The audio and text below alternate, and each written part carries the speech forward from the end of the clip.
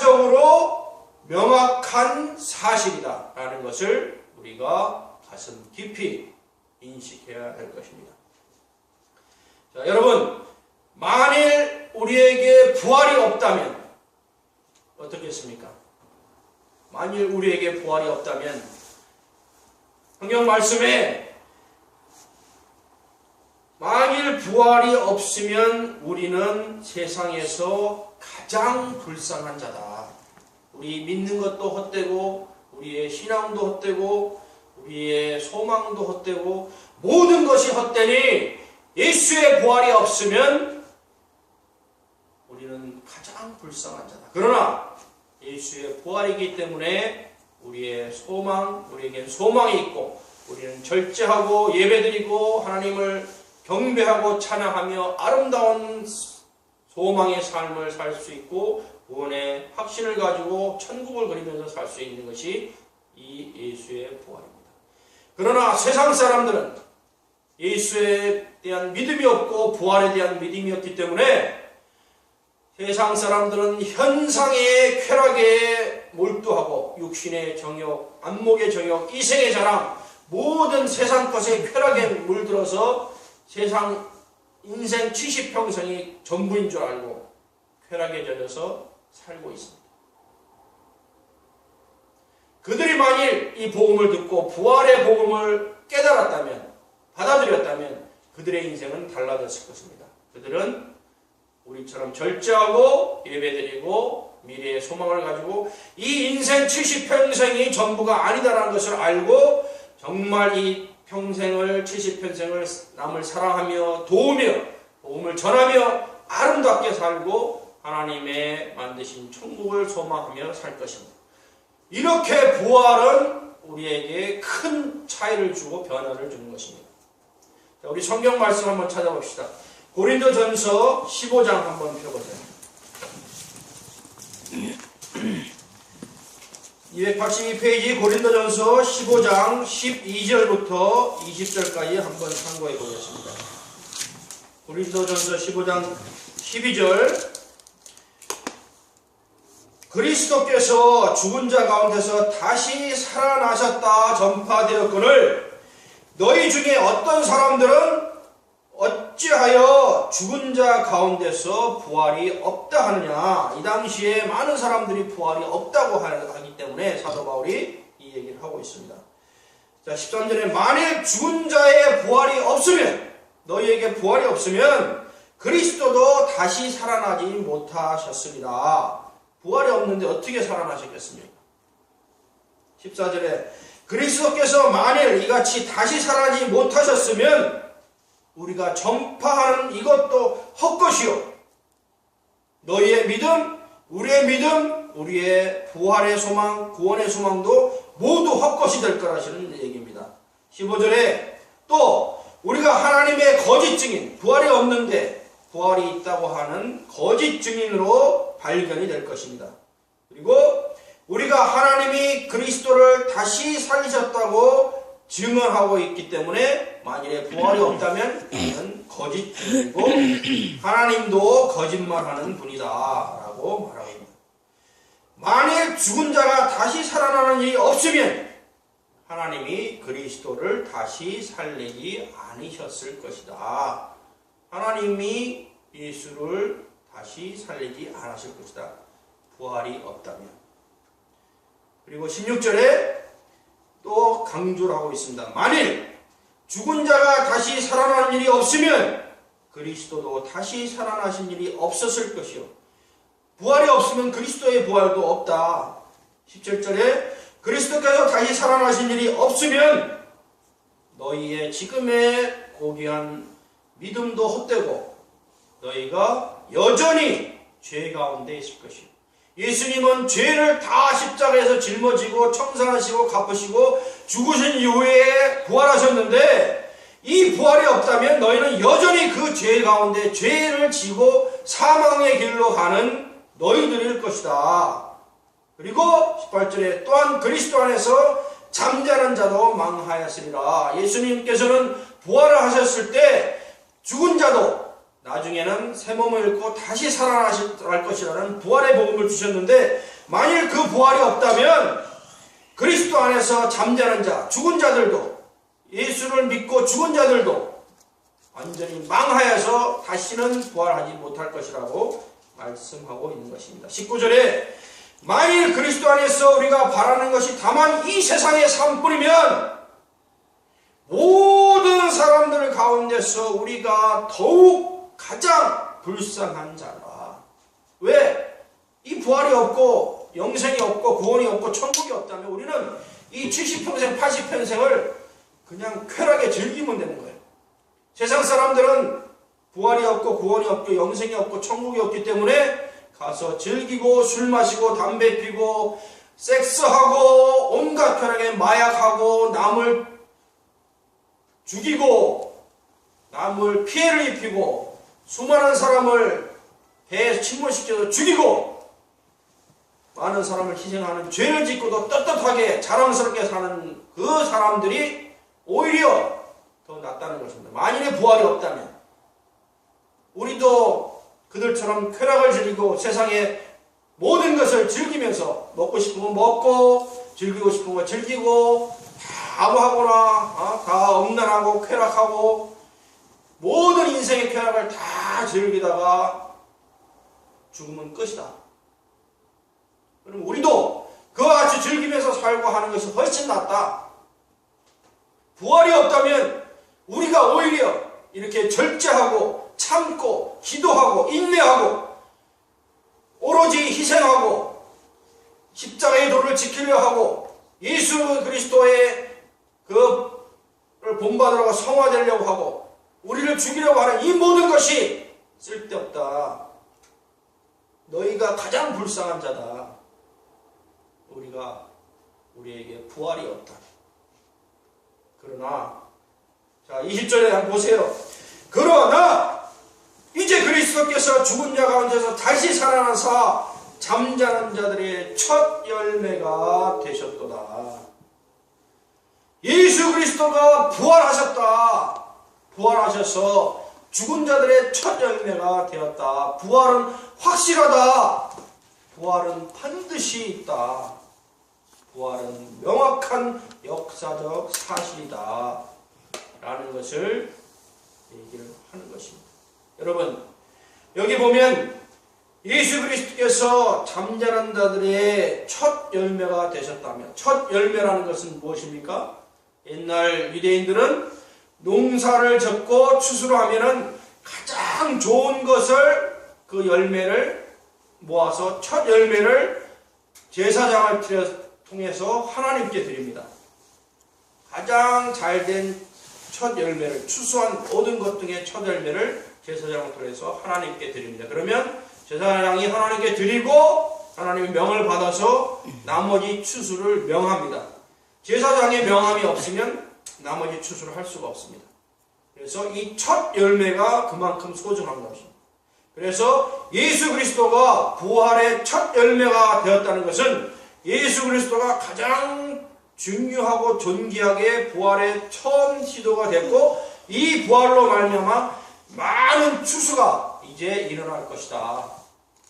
많은 잠자는 자들, 많은 죽은 자들이 예수 그리스도의 그 부활과 같이 많은 곡식들이 추수되어서 다시 살아나실 것이다 라는 큰 복음의 구원의 메시지가 이 첫 열매인 것입니다. 그래서 예수의 부활이 있었기 때문에 많은 추수가 가능하고 지금도 예수님께서 이제 추수를 준비하고 계시는 것입니다. 예수님이 다시 재림하실 때 하나님께서 예수님을 통해서 많은 알곡들을 추수해서 하나님이 예수님이 공중재림하실 때 죽은 자들은 새로운 몸을 입고 다시 부활하여 공중으로 들려 올려서 예수 그리스도를 만나고 산자 또한 새로운 몸을 입고 공중으로 들림받아서 휴거되어 예수님을 만나서 공중에서 천국잔치를 벌이는 것을 의미하는 이것이 첫 열매의 의미입니다. 자, 그러면 오늘 부활절에 우리가 이 부활의 의미에 대해서 깊게 한번 상고를 해보겠습니다. 이미 우리는 부활은 명확히 있고 역사적인 사실이고 예수 그리스도의 부활은 확실하다는 것을 믿게 되었습니다. 자, 그러면 이 예수 그리스도의 부활의 의미를 다시 한번 상고해 보겠습니다. 첫째로 예수 그리스도의 부활의 의미는 권능의 하나님을 입증한 것입니다. 누가 예수를 부활시켰습니까? 하나님께서 예수를 부활시켰습니다. 그리고 이 모든 것을 어디에 말씀하셨습니까? 성경에. 성경의 많은 선지자들을 통해서, 특히 이사야 선지자를 통해서, 또 말라기 선지자를 통해서, 여러 선지자를 통해서 예수 그리스도를 이 땅에 보내주시고 많은 사람들의 죄를 대신해서 십자가에 못 박혀 죽고 부활을 시켜서 하늘에 올라서 하나님 우편에 예수님을 앉게 하실 것이라는 것을 하나님께서 말씀하셨고 하나님의 권능으로 그렇게 직접 하셨습니다. 그래서 예수님 부활의 사건은 하나님의 권능, 전지전능하시고 권능의 하나님이라는 것을 직접 보여준 사건입니다. 그래서 이것은 고린도후서 13장 4절 또 에베소서 1장 20절에 하나님께서 이렇게 우리에게 산 소망을 주신다는 그런 것을 다 말씀하시고 하나님의 권능을 입증하신 역사적인 사실이다. 두 번째로 예수님 부활의 의미는 예수님께서 하나님의 아들이심을 분명하게 입증한 것입니다. 예수님이 다른 선지자처럼 그냥 죽어서 무덤에 썩혀졌다면, 다른 종교의 지도자들처럼 무덤 속에 썩혀졌다면 우리 인간과 다를 바가 없습니다. 그러나 이 부활의 사건을 통해서 예수님은 하나님의 아들이다.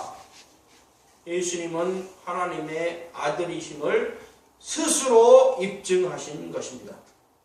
로마서 1장 4절에 보면 우리가 처음에 선결의 영으로 또 하나님께서 예수가 하나님의 아들이심을 선포했다는 것을 말하고 있습니다. 자, 세 번째는 이 하나님의 아들인 예수가 세 번째 부활의 의미는 예수님께서 우리에게 구세주가 되었다는 것을 입증하는 것입니다. 예수가 우리의 주가 되신 것을 입증하는 것이 바로 이 부활의 사건입니다. 하나님이 예수를 살리심으로써 죽은 자와 산 자의 주가 되었다고 로마서 14장 9절에 말하고 있습니다. 그리고 사도행전 2장 36절에는 우리의 주가 되다, 그리스도가 우리의 주가 되셨다라고 말씀하시고, 빌립보서 2장 9절에는 모든 자가 세상의 모든 것 중에서 예수를 가장 뛰어난 자가 하시고 모든 자들이 무릎을 꿇고서 예수를 주라 시인하게 하셨다라고 말씀하고 계십니다. 그래서 이 부활의 사건은 예수가 우리의 구세주가 되시고 우리를 구원하시는 분이시고 우리의 주님이 되신다는 것을 명확하게 증거하고 있는 사실이 이 부활의 의미입니다.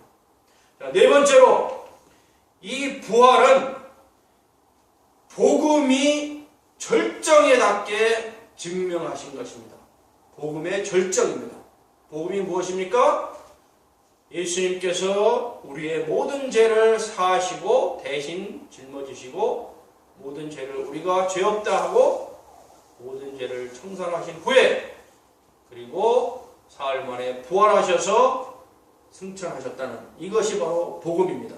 이 복음의 절정을 이룬 것이 이 부활의 직접적인 사실입니다. 이 기쁜 소식, 잠자는 자의 첫 열매가 됐다는 그 말씀, 누가복음 2장 10절에 나오는 그 말씀, 그리고 모든 이에게 구원을 주시고 모든 일을 살게 하신 삶을 주셨다는 그 복음, 그리고 믿는 자라도 또한 부활이 돼서 영생을 얻을 수 있다는 그 복음의 하이라이트, 클라이막스가 되게 하신 사건이 바로 이 부활의 사건인 것입니다.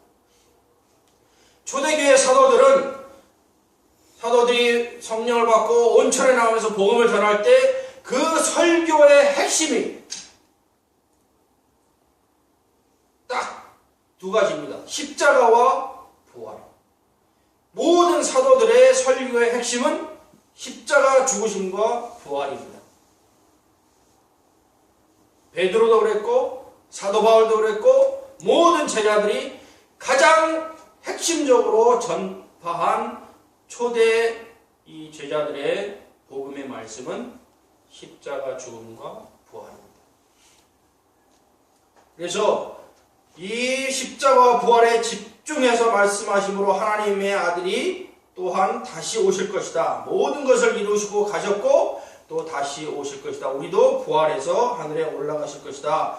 삶과 영생을 얻을 수 있다라는 부활신앙을 가르쳤고 그들도 기쁘게 순교를 했고 그 당시에 믿는 많은 크리스찬 기독교인들이 순교를 기쁘게 받아들이고 순교할 수 있는 그 부활의 신앙을 심어줬던 것입니다.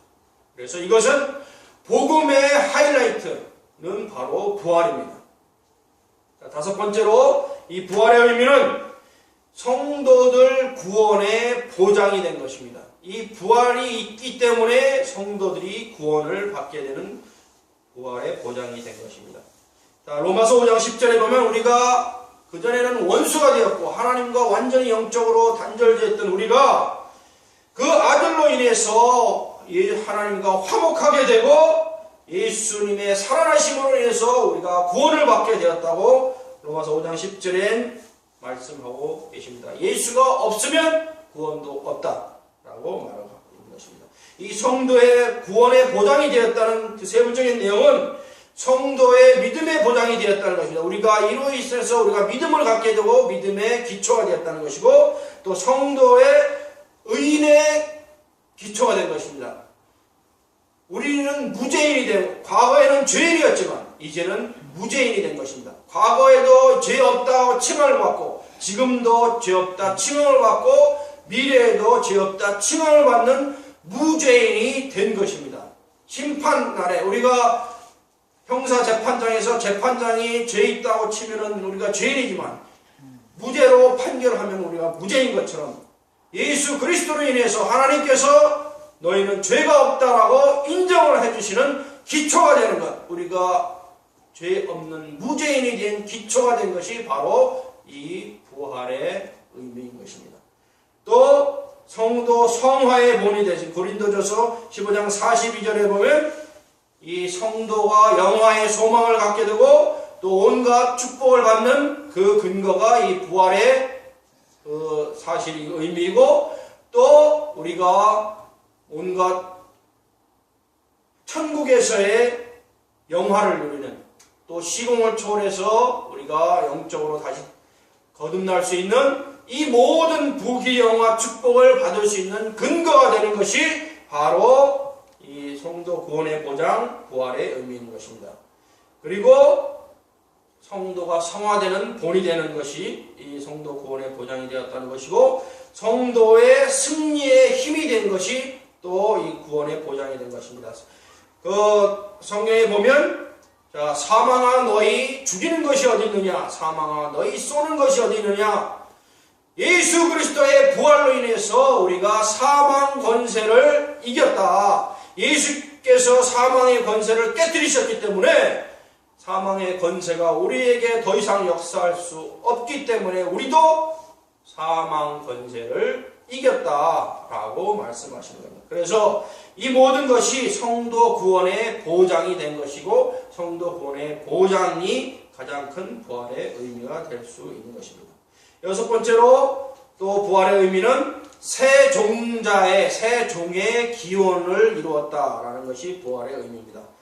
개인적으로는 개인 부활의 신기원을 이뤘다. 우리가 새로운 몸으로 입어서 부활할 수 있는 신기원을 이루는 것이고 생명을 얻었다. 요한복음 5장 29절에 우리가 부활한다는 그 신기원을 이룬 말씀이 나옵니다. 그리고 교회 시작의 신기원이 된 것입니다. 이 새 종자의 신기원이 베드로와 또 스데반과 많은 제자들로 인해서 또 가장 큰 역할을 한 사도 바울로 인해서 교회가 시작되고 또 교회가 태동되는 이러한 인류 역사에서 교회 시작의 신기원이 된 것이 바로 부활의 의미입니다. 그리고 세 번째로 새 인류 역사의 신기원이 되었습니다. 기독교 문화가 온 천하에 펴지고 인류 공동체가 생기고 크리스찬 공동체가 생기고 성도들이 교제하고 만민에게 복음을 전파하게 돼서 변화하게 되는 이 새 인류 역사의 기원이 된 것이 바로 새 종자의 신기원이 된 것이고 이것이 부활의 의미의 가장 큰 의미 중에 하나인 것입니다. 자, 여러분. 자, 우리가 부활로 인한 이런 것들이 그 부활의 큰 의미로 우리가 깨달을 수 있고 또한 부활로 인해서 받은 축복이 무엇입니까? 자, 우리가 부활로 인해서 얻은 가장 큰 축복은 하나님과 단절되었던 영혼, 죽었던 영혼이 다시 살아난 축복.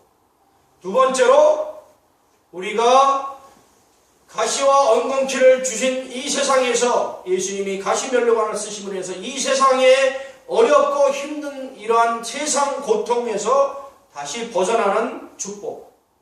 이 세상에서 복을 받는 축복.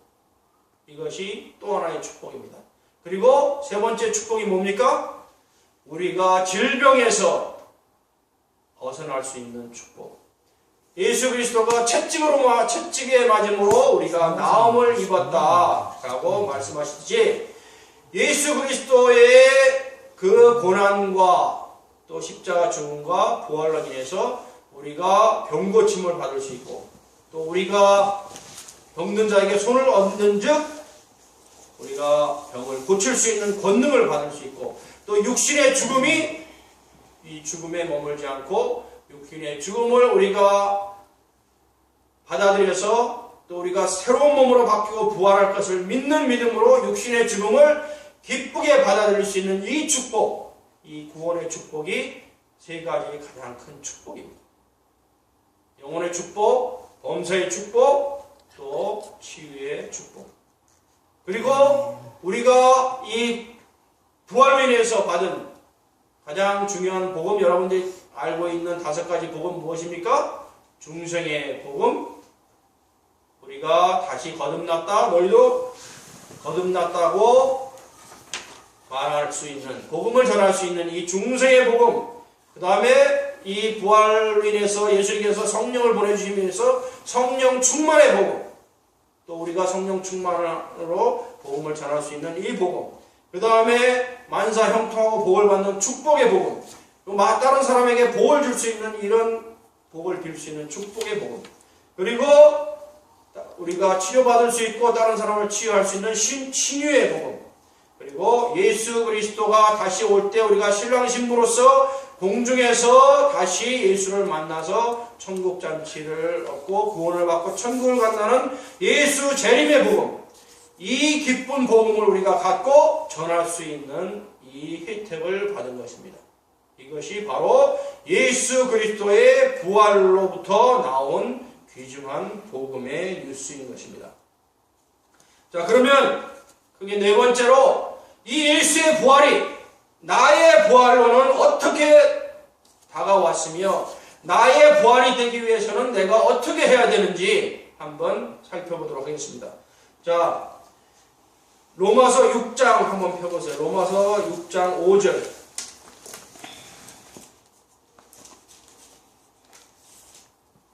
로마서 6장 5절부터 14절까지 한번 상고해 보겠습니다. 로마서 6장 5절부터 14절까지는 이 로마서의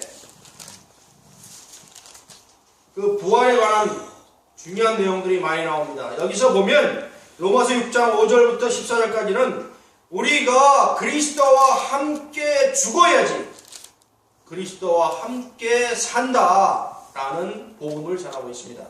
여러분, 제가 서두에 말씀드렸듯이 죽음이 없이는 부활이 있습니까? 없습니까? 없습니다. 죽음이 있어야 부활이 있는 것입니다. 예수 그리스도도 십자가에 죽으셨기 때문에 부활을 하셨을 수 있었던 것입니다. 그러면 이 예수의 부활에 참여하고자 하는 우리도 십자가에 죽어야지 우리의 부활을 얻을 수 있는 것입니다. 자, 로마서 6장 5절부터 14절까지 한번 상고해 보겠습니다. 5절, 만일 우리가 그의 죽으심과 같은 모양으로 연합한 자가 되었으면 또한 그의 부활과 같은 모양으로 연합한 자도 되리라. 예수 그리스도의 죽으심과 같이 동일하게 연합되면 우리가 부활한다라는 말씀입니다. 6절에 우리가 알거니와 우리의 옛사람이 예수와 함께 십자가에 못 박힌 것은 죄의 몸이 죽어 다시는 우리가 죄에게 종노릇 하지 아니하려 함이니. 여러분, 우리가 죄의 종노릇 하지 않기 위해서는 어떻게 해야 된다고요? 우리의 육신을 십자가에 못 박혀서 죽여야 된다는 것입니다. 자, 8절에 만일 우리가 그리스도와 함께 죽었으면 또한 그와 함께 살 줄을 믿노니. 죽음이 없으면 부활이 없다고 그랬는데 우리가 부활하기 위해서는 예수 그리스도와 함께 죽어야 되고, 만일 우리가 죽었으면 반드시 우리는 다시 부활합니다. 죽지 않으면 부활이 없습니다. 자, 9절에 이는 그리스도께서 죽은 자 가운데서 살아나셨으며 다시 죽지 아니하시고 사망이 다시 그를 주장하지 못할 줄 알미라. 예수 그리스도가 다시 사셨기 때문에 다시는 사망이 그를 주장하지 못하고, 그러면 우리도 예수와 함께 십자가에 죽었으면 우리도 사망이 우리를 주장합니까? 못합니까? 못합니다. 우리에게도 사망이 주장하지 못한다. 10절에 그가 죽으심은 죄에 대하여 단번에 죽으심이며 그가 살아계심은 하나님께 대하여 살아계심이라. 자, 그가 과거에 살았던 것입니까? 아니면 지금 살아계십니다. 지금 살아계심은 하나님께 대하여 살아계십니다. 그리고 죄에 대해서는 단번에 죽었기 때문에 우리도 죄에 대해서는 단번에 죽었던 것입니다. 죽을 수 있는 것입니다. 11절에 이와 같이 너희도 너희 자신을 죄에 대해서는 죽은 자여 그리스도 예수 안에서 하나님께 대하여는 살아있는 자로 여길지니라. 우리가 죄에 대해서 우리의 죄를 십자가에 못 박고 우리 자신을, 우리의 육체의 욕심을 죽여야지 우리도 살아있는 자가 되는 것입니다. 12절에 그러므로 너희는 죄가 너희 죽을 몸을 지배하지 못하게 하여 몸의 사역에 순종하지 말고 몸의 육신의 쾌락, 안목의 정욕, 이생의 자랑, 육신의 살이 사욕에 거기에 순종하지 말고, 13절에 또한 너의 지체를 불의의 무기로 죄에게 내주지 말고, 죄에게 다시 너의 불의의 무기로 너의 몸을 주지 말라는 얘기입니다. 오직 너의 자신을 죽은 자 가운데서 다시 산 자와 살아난 자 같이 하나님께 드리며 너의 지체를 의의 무기로 하나님께 드려라. 여러분의 육신 전체를, 육신에 담겨져 있는 마음과 영혼 전체를 죄의 종노릇하게 하지 말고 온전히 죄의 것은 다 십자가에 못 박여 버리고 온전히 다 하나님께 의의 병기로 드려라 라고 말씀하시는 것입니다.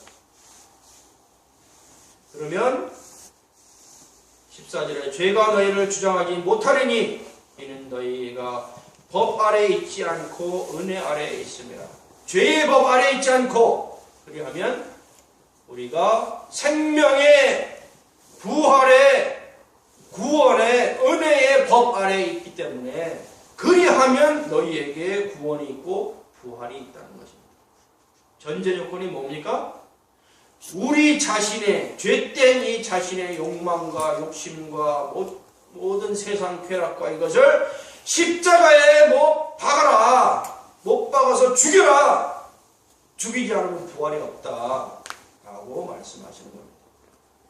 우리는 우리의 모든 욕망을 십자가에 죽이고 우리 몸과 마음을 의의 병기로 하나님께 드려야지만 예수 부활에 참여할 수 있는 것입니다. 자, 마지막으로 한 구절만 더 찾아보겠습니다. 성경 빌립보서 3장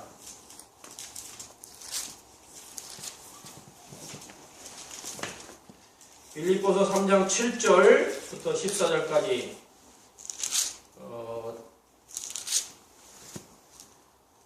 성경 321페이지 빌립보서 3장 7절부터 14절까지 한번 상고해 보겠습니다. 7절에 그러나 무엇이든지 내게 유익하던 것을 내가 그리스도를 위하여 다 해로 여길 뿐더러, 여기 사도 바울이 자기의 어떤 모든 것을 버리고 그야말로 모든 것을 십자가에 못 박고 의의 병기로 드리고자 하는 그 마음을 여기 표현하고 있습니다. 내가 그리스도를 위하여 모든 것을, 내게 유익했던 모든 것을 다 해로 여길 뿐더러, 8절에 또한 모든 것을 해로 여김은 내 주 그리스도 예수를 아는 지식이 가장 고상하기 때문이다. 내가 그를 위하여 모든 것을 잊어버리고 배설물로 여김은 그리스도를 얻고, 9절에 그 안에서 발견되려 함이니 내가 가진 의는 율법에서 난 것이 아니요 오직 그리스도를 믿음으로 말미암은 것이니 곧 믿음으로 하나님께로부터 난 의라. 자, 사도 바울이 뭐라고 했습니까? 모든 나에게 유익하고 나에게 세상에서 도움을 주는 모든 것은 다 배설물로 여기고 다 버린다. 가장 고상한 하나님의 의를 내가 쫓는다 라고 말씀하고 있습니다. 자, 10절에 내가 그리스도와 그 부활의 권능과 그 고난에 참여함을 알고자 하여 그의 죽으심을 본받아. 그러겠습니까? 그리스도의 부활의 권능, 그 고난에 참여함을 알고자 하여 그 죽으심을 본받아. 우리도 예수 그리스도의 부활의 권능을 알고자 하고 그 고난의 의미를 알고자 하면 그 죽으심을 본받아야 된다는 것입니다. 우리도 십자가에 우리의 모든 욕심과 사욕을 못 박는 죽으심을 본받아야 된다는 것입니다.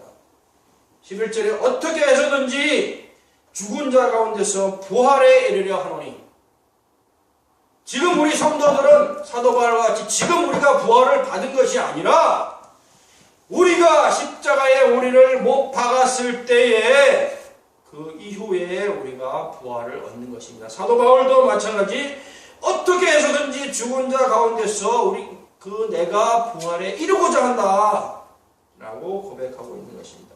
12절에 내가 이미 얻었다 함도 아니요 이미 얻은 것이 아니다 온전히 이루었다